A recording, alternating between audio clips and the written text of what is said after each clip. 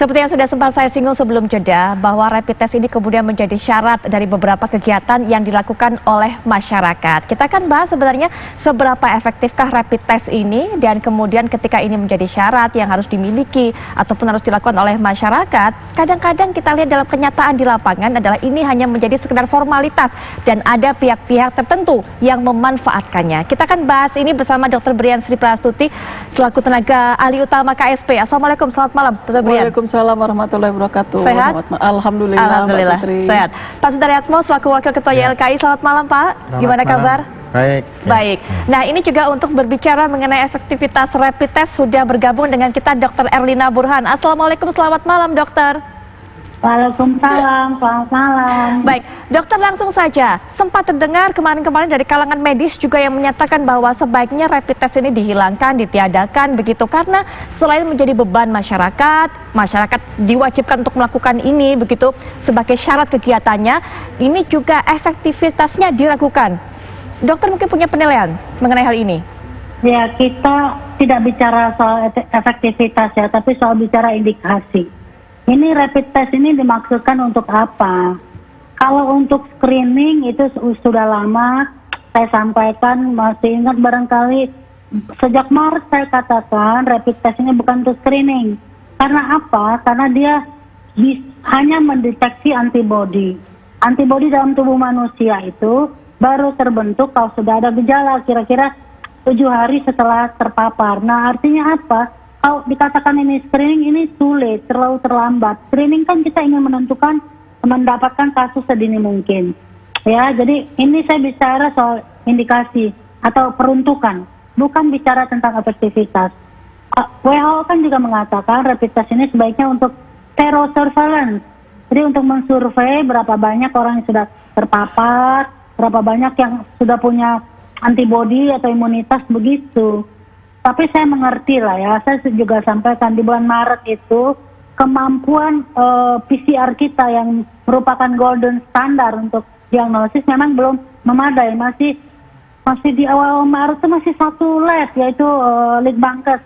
Itu makanya oke lah pada kondisi begitu kita pakailah rapid test, walaupun rapid test tidak bisa berdiri sendiri, harus ditanyakan gejala dan lain-lain.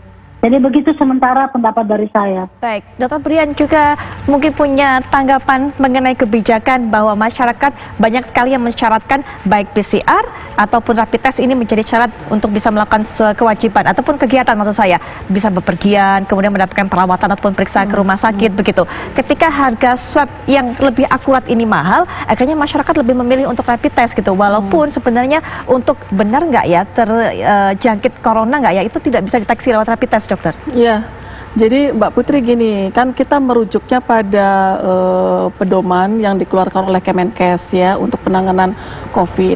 Di pedoman tersebut memang baik rapid test maupun PCR itu disebutkan ada dalam pedoman, tetapi dengan peruntukan yang berbeda. Oke. Kalau yang PCR itu sudah jelas adalah untuk mendiagnosa seseorang itu confirm dia COVID-19 atau tidak. Walaupun nanti dalam perkembangannya kan kemudian kita melihat juga ada istilahnya probable ya. Jadi ada mungkin dia COVID-19 gitu sambil menunggu hasil PCR sebelum PCR-nya positif, atau dengan berdasarkan gejala klinis, dan jika tidak bisa dibuktikan penyebab lainnya gitu masih bisa. Jadi ada toleransinya begitu. Nah, rapid test juga disebutkan ada di dalam pedoman Kemenkes tersebut, tetapi peruntukannya adalah untuk screening dan tracing. Jadi ada peruntukan khusus dan itu tidak berdiri sendiri.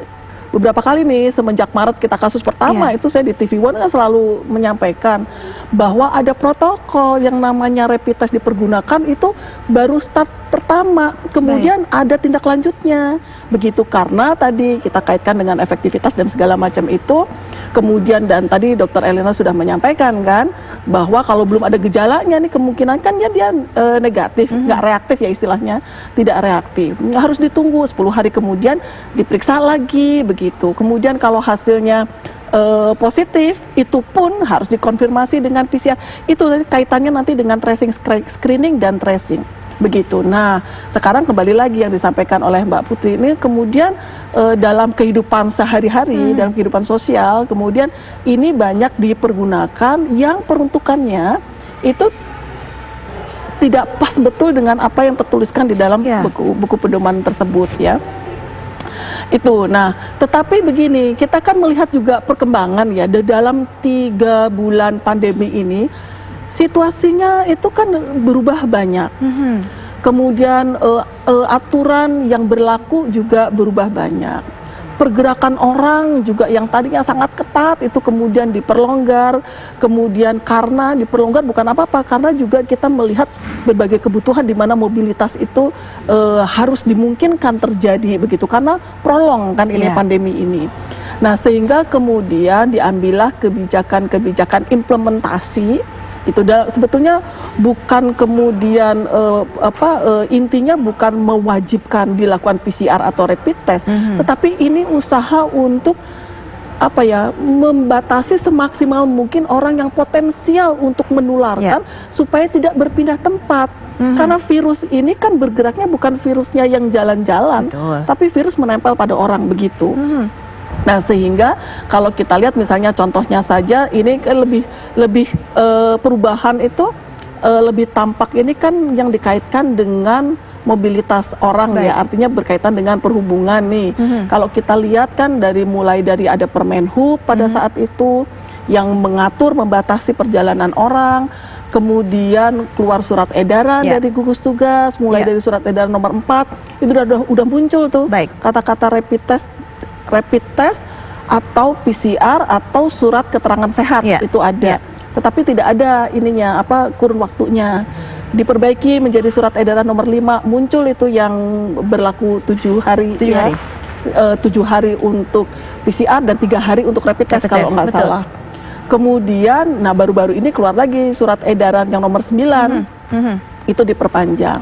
Jadi kalau kembali lagi kita merujuk pada pedoman Kemenkes, kan kita rujukannya pedoman Kemenkes ya untuk Indonesia. Itu kan sebetulnya kalau tujuannya adalah untuk membuktikan dia tidak terinfeksi dan waktunya tidak on the spot, tidak pada saat itu, sebetulnya tidak tepat. Tapi ini kan kita gradually ya. Saya yakin sebetulnya kita akan menuju nantinya itu nggak ada lagi tuh rapid test dilakukan. Oke, baik. Nanti kita akan bahas lagi. Ini termasuk juga jangka waktu yang tadi yang berubah. Dr. Brian, kita juga ingin tahu Pak Soeatmo, hingga saat ini sebenarnya berapa banyak keluhan yang masuk ke YLKI mengenai pelaksanaan rapid test ini disampaikan oleh masyarakat. Tapi nanti kami akan jeda sejenak. Apakah Indonesia Malam akan segera kembali?